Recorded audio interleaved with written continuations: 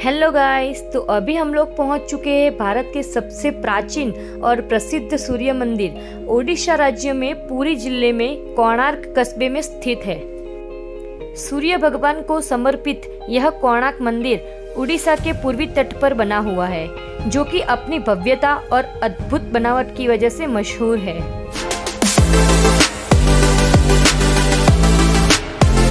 तो चलिए गाइस, चलते हैं, आपको कोणार्क सूर्य मंदिर पूरा दिखाते हैं अंदर जाके, और कोणार्क सूर्य मंदिर की क्या कहानी है वो भी हम आपको बताते हैं।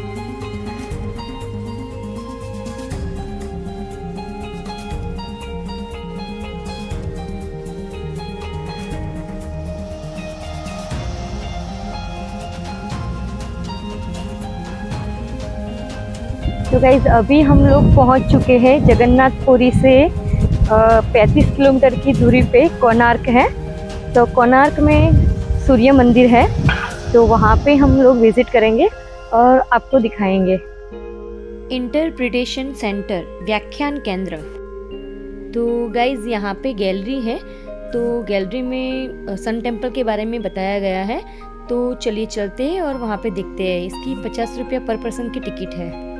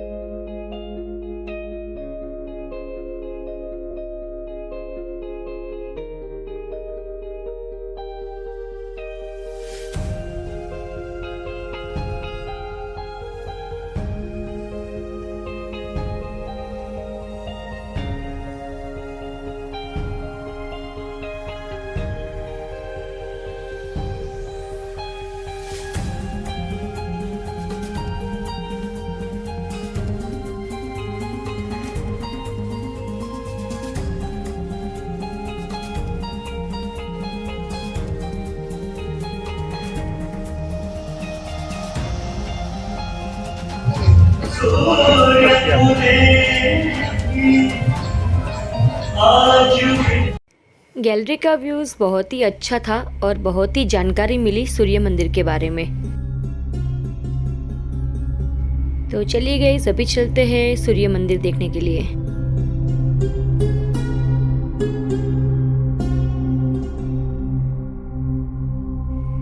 यहाँ पर सूर्य मंदिर के बारे में जानकारी दी गई है, तो मैं आपको दिखा देती हूँ, फिर स्क्रीनशॉट लेके आप पढ़ लीजिएगा। हिंदू धर्म के अनुसार सूर्य देव की पूजा का विशेष महत्व है। ज्योतिष शास्त्र में सूर्य देव को ग्रहों का राजा माना गया है। वेदों पुराणों के मुताबिक सूर्य देव की आराधना से कुंडली में सभी दोष दूर होते हैं। कोणार्क मंदिर के प्रवेश भाग पर ही 2 बड़े शेर बनाए गए हैं, जिसमें एक शेर को हाथी का विनाश करते हुए बताया गया है और इंसानी शरीर के अंदर भी एक हाथी ही होता है। उस दृश्य में शेर गर्व का और हाथी पैसों का प्रतिनिधित्व कर रहे हैं। इंसानों को बहुत बड़ी समस्याएं हैं, ऐसा बताया है।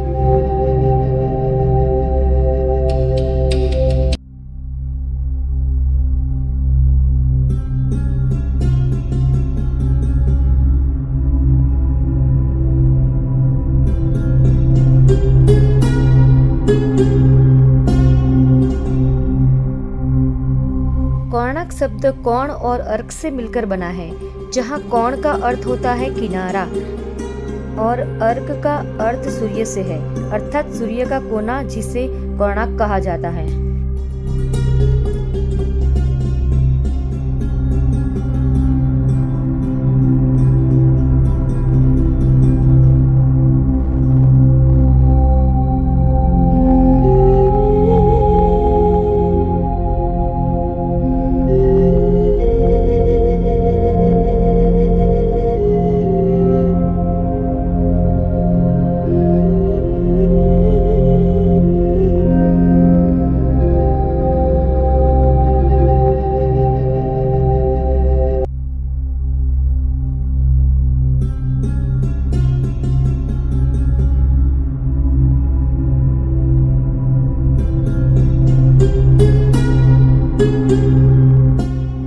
का निर्माण 1250 ईस्वी सन में पूर्वी गंगा राजवंश के प्रसिद्ध सम्राट नरसिम्हा देव ने करवाया था। कोणार्क सूर्य मंदिर को गंगा राजवंश के प्रसिद्ध शासक राजा नरसिम्हा देव ने 1243 से 1255 ईस्वी सन में करीब 1200 मजदूरों की सहायता से बनवाया था।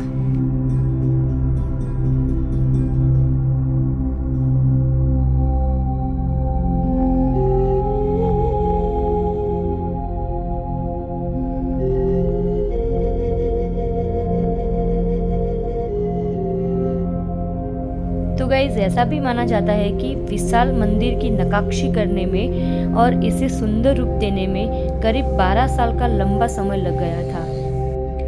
यह मंदिर एक बेहद विशाल रथ के आकार में बना हुआ है, इसीलिए इसे भगवान का रथ मंदिर के नाम से भी जाना जाता है।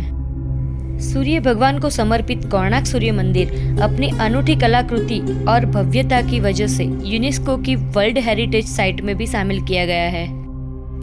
इतिहासकारों के मुताबिक अफगान शासक मोहम्मद गौरी के शासनकाल में 13वीं शताब्दी में जब मुस्लिम शासकों ने भारत के उत्तरी पूर्व राज्य एवं बंगाल के प्रांतों समेत कई राज्यों में जीत हासिल की थी, तब उस समय तक कोई भी शासक इन ताकतवर मुस्लिम शासकों से मुकाबला करने के लिए आगे नहीं आया। तब हिंदू शासन नष्ट होने की कगार पर पहुंच गया और ऐसी उम्मीद की जाने लगी कि उड़ीसा में भी हिंदू साम्राज्य खत्म हो जाएगा। वही इस स्थिति को भांपते हुए गंगा राजवंश के शासक नरसिम्हा ने मुस्लिम शासकों से लड़ने का साहस भरा और उन्हें सबक सिखाने के लिए अपनी चतुर नीति से मुस्लिम शासकों के खिलाफ आक्रमण कर दिया।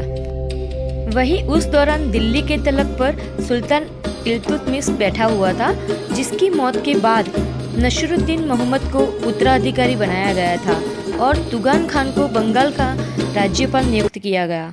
इसके बाद 1243 ईस्वी सन में नरसिम्हा देव प्रथम और तुगान खान के बीच काफी बड़ी लड़ाई हुई और इस लड़ाई में नरसिम्हा देव ने मुस्लिम सेना को बुरी तरह खदेड़कर जीत हासिल की। आपको बता दें कि नरसिम्हा देव सूर्य देव के बहुत ही बड़े उपासक थे, इसीलिए उन्होंने अपनी जीत की खुशी में सूर्य देव को समर्पित कोणार्क सूर्य मंदिर बनाने का फैसला किया। मंदिर के निर्माण के पीछे का विज्ञान ये था कि मंदिर के ऊपरी भाग में भारी चुंबक लगाया गया था और मंदिर के हर 2 पत्थरों पर लोहे की प्लेट भी लगाई गई थी। चुंबक को इस कदर मंदिर में लगाया गया था कि वो हवा में फिरते रहते थे और समुद्र से जो भी जहाज वगैरह निकलता था तो वो किनारे पर आ जाता था। कोणार्क मंदिर को पहले समुद्र के किनारे बनाया जाना था, लेकिन समुद्र धीरे धीरे कम होता गया और मंदिर भी समुद्र के किनारे से थोड़ा दूर हो गया और मंदिर के गहरे रंग के लिए इसे काला पगोड़ा कहा जाता है और नकारात्मक ऊर्जा को कम करने के लिए उड़ीसा में उसका प्रयोग किया जाता है।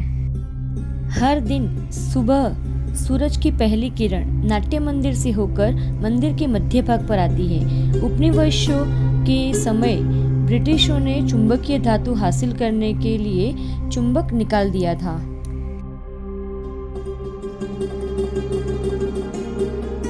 इस साइड जो है वो मंदिर का गर्भगृह था, वो पूरा ऊपर से टूट गया है। आगे वाले जो मंदिर के गुम्मट है उससे भी ये गुम्मट ऊंचा था।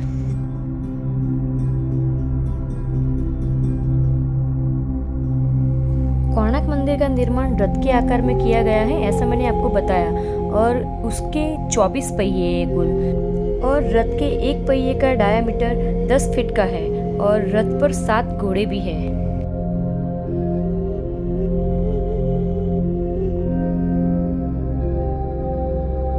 तो गाइस, जो टूटे हुए हिस्से हैं उसको ऐसे संभाल के रखा गया है इस तरह।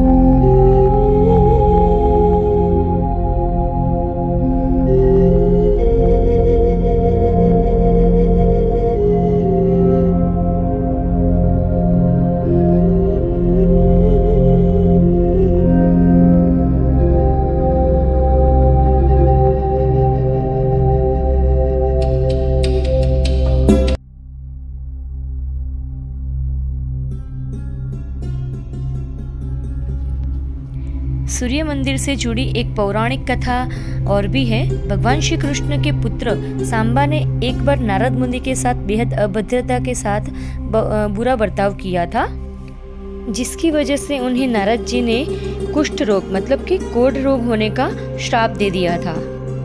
वहीं इस श्राप से बचने के लिए ऋषि कटक ने नारद मुनि के सूर्यदेव की कठोर तपस्या और आराधना करने की सलाह दी थी, जिसके बाद श्री कृष्ण के पुत्र सांबा ने चंद्रभागा नदी के तट पर मित्रवन के पास करीब 12 सालों तक कष्ट निवारण देव सूर्य का कठोर तप किया था।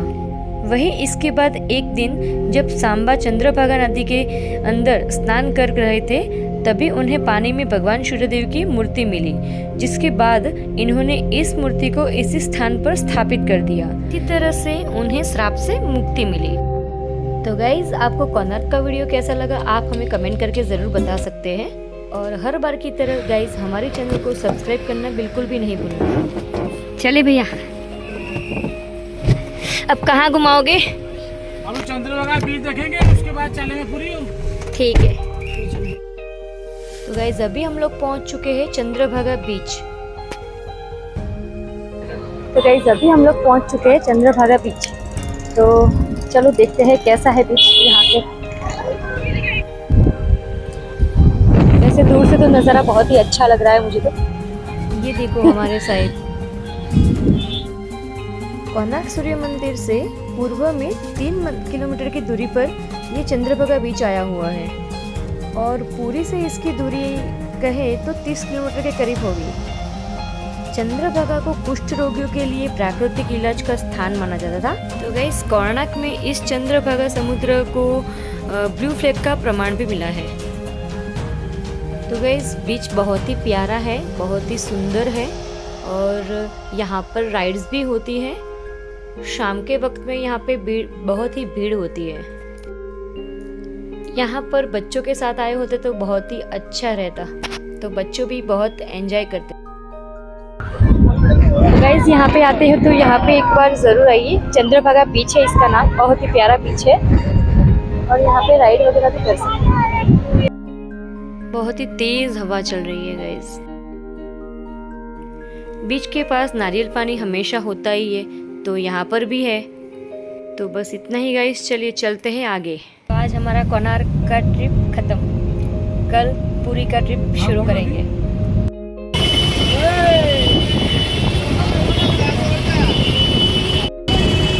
कैसा लग रहा है साइकिल पे चल के?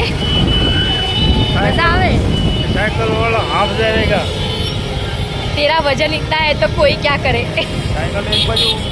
तो गाइस, कोणार्क घूमने के बाद हम लोग वापस आ चुके हैं। अभी हम लोग एक बार ऐसा सोचा कि पूरी दर्शन करने के लिए जाए। अभी रात के समय कैसा दर्शन होता है, कैसा भी होता है, आपको दिखाएंगे। तो गाइस, पूरी की सड़कों पे हम लोग घूम रहे हैं और मजे ले रहे हैं। अरे गिर नहीं जाओ भैया, गिरा नहीं देना।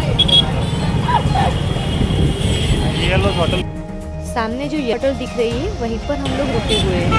ये ऊपर येलो होटल में इस होटल में हम रुके हैं, येलो।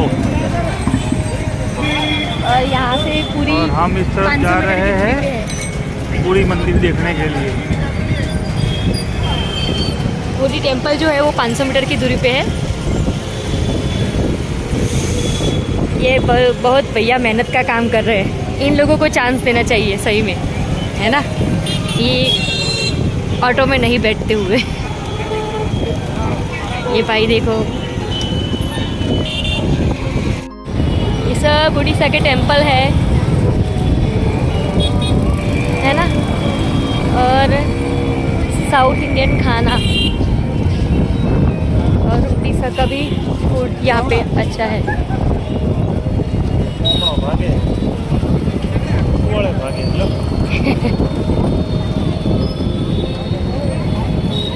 ये बाजार यहाँ पे लगा है, देखो सब चीजें यहाँ पे मिलती है। ये पीछे सब धर्मशालाएं हैं।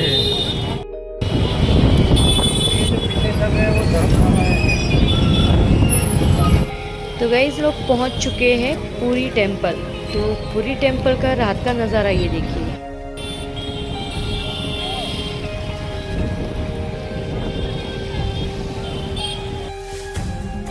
तो गाइस, पुरी मंदिर के बहुत ही प्यारे दर्शन हो रहे हैं बाहर से।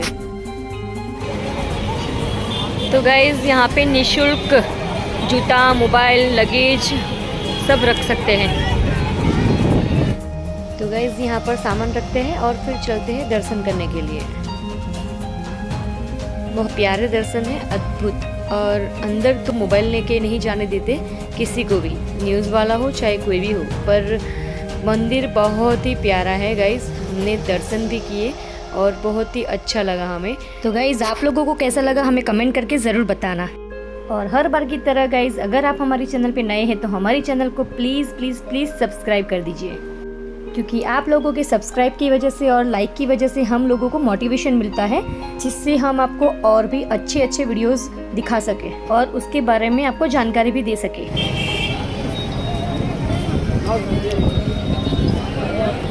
क्या? छेना पोड़ा। छेना पोड़ा। छेना पोड़ा। और अपनी भाषा में छेना पोड़ा बोलते हैं इधर। और अपनी भाषा में क्या बोलते हैं? नहीं, यहाँ पे जो बड़ी, गुजराती में बड़ी जो निकलता है, पहला जो उनका बच्चा होता है और पहला जो दूध निकलता है उससे ये बनता है। गुजराती में खराटा बोलते हैं और उसका ये बनता है तो बड़ी बोलते हैं।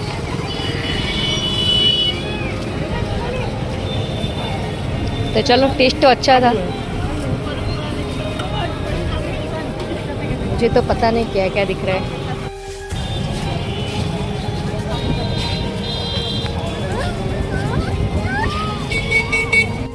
फिर से पूछ, क्या बोलते हैं भैया इसको? रबड़ी। चल खा ले।